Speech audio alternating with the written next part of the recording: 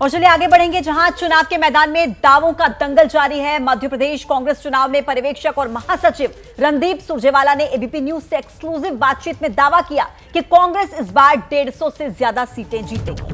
बिल्कुल, जनता शिवराज के बहकावे में इस बार नहीं आएगी। बीजेपी सिर्फ चुनाव के लिए राम के नाम का इस्तेमाल करती है।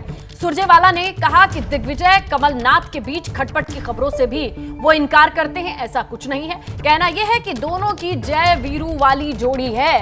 यानी कुल मिला के रणदीप सुरजेवाला 150 से ज्यादा सीट जीतने का मध्य प्रदेश में दावा करते नजर आए।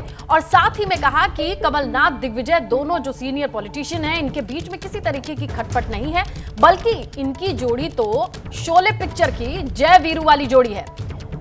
मध्य प्रदेश में चुनावी बिगुल, और इसी बीच बयानों के बीच कांग्रेस की ओर से क्या कहा जा रहा है। रणदीप सुरजेवाला का कहना है कि कमलनाथ और दिग्विजय की खटपट, ये खटपट नहीं है, बल्कि उनकी तो जोड़ी जय वीरू वाली जोड़ी है।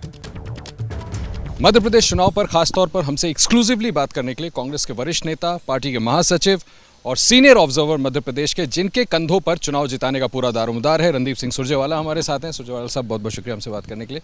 सर, आपसे सबसे पहले तो मैं ये पूछना चाहता हूँ कि आपको खुद, आप इतने समय से यहाँ पर हैं, कर्नाटक का चुनाव जिताने का श्रेय आपको जाता है, यहाँ पर आपको क्या उम्मीद? मध्य प्रदेश के 5.5 करोड़ मतदाताओं और 8.5 करोड़ लोगों ने मन बना लिया है।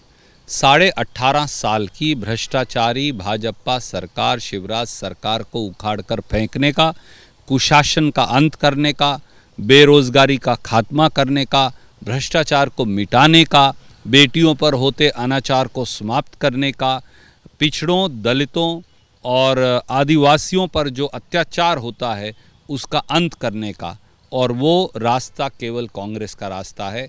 आप ये पाएंगे, हमारा था मिशन 150 प्लस यहाँ पर, और वो 150 प्लस मिशन पूरा होकर रहेगा। शिवराज सिंह चौहान हो, ज्योतिरादित्य सिंधिया हो, वो अलग ताल ठोक रहे हैं। मैं सिंधिया साहब का बयान देख रहा था, वो कह रहे थे कि इस बार मध्य प्रदेश की जनता कांग्रेस को सबक सिखा देगी। अब वो तो ये भी कहा करते थे बीजेपी को सबक सिखा देगी। 20 साल तो वो यही कहते रहे सिंधिया जी। तो इसलिए वो लोग जो अपनी निष्ठा और रास्ता दोनों भूल बैठे हैं, उनकी चर्चा मत करिए। बात बड़ी सीधी है। 18.5 साल तक मध्य प्रदेश पर अत्याचार किसने किया? शिवराज सिंह चौहान और भाजपा सरकार ने। 18.5 साल तक यहाँ नौकरियों की बिक्री, व्यापम से लेकर 15-15 लाख में पटवारी की नौकरियाँ किसने बेची? भारतीय जनता पार्टी की सरकार ने। मध्य प्रदेश में महंगाई की मार किसने फैलाई? शिवराज सिंह चौहान और भाजपा सरकार ने। मध्य प्रदेश में आदिवासियों पर पेशाब कौन करता है? दलितों पर अत्याचार कौन करता है? पिछड़ों के अधिकार कौन छीनता है? भाजपा और शिवराज सिंह चौहान। इसलिए इसका सबक उन्हें लेना होगा।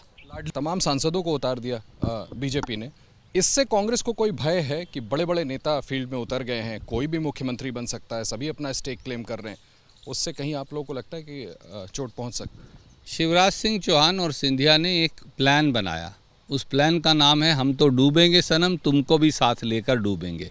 उन्हें पता है कि चुनाव हार रहे हैं बुरी तरह से, तो उन्होंने कहा साथ साथ निपटा दो नरेंद्र तोमर को भी और कैलाश विजयवर्गीय को भी, फग्गन सिंह कुलस्ते को भी, प्रहलाद पटेल को भी।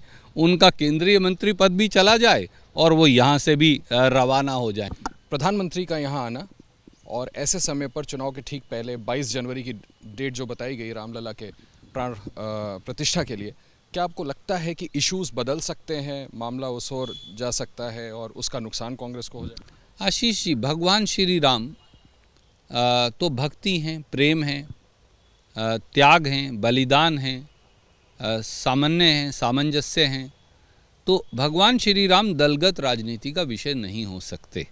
भाजपा जरूर भगवान श्री राम को चुनावी रणनीति में घसीटने की कोशिश कर रही है। मुझे लगता है ये भगवान श्री राम के आदर्शों के खिलाफ है।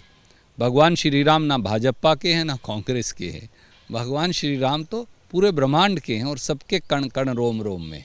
सर, आपसे बात कर रहा हूँ इसलिए एक आखिरी सवाल याद आ गया। ईडी की जो रेड हुई सर राजस्थान में, फिर वैभव गहलोत को समन भी किया गया, इसको आप कैसे देखते हैं? क्योंकि मैंने देखा कि वहाँ पर चीफ मिनिस्टर हो चाहे प्रभारी महासचिव हो, उनका आरोप है कि भाई ये पॉलिटिकल किया जा रहा है चुनाव के ठीक पहले। देखिए, आप मुझे बताइए, जहाँ भी चुनाव होता है वहाँ ईडी की रेड क्यों शुरू हो जाती है?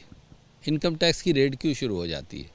क्योंकि भारतीय जनता पार्टी जब चुनाव हार रही होती है तो उनके 2 विभाग हैं वो जिनको लेकर आती है, इलेक्शन डिपार्टमेंट्स हैं वो। ED means election department of BJP.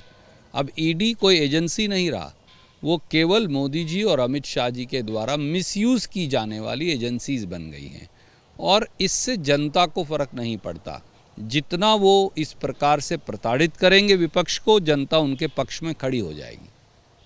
Sir, tickets कुछ आप लोग बदल रहे हैं, उसकी वजह से कई जगह प्रोटेस्ट देखने को मिल रहा है। ऐसा भी सुन रहा हूँ कि निर्दलीय कैंडिडेट खड़े हो सकते हैं, इसका कोई राजनीतिक नुकसान?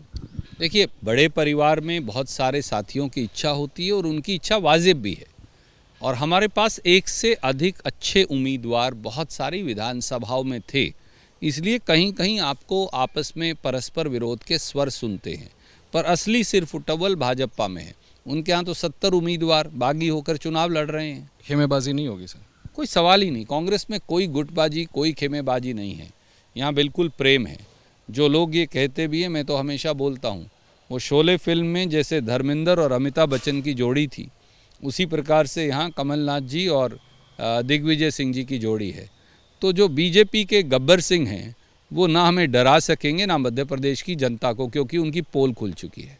बहुत बहुत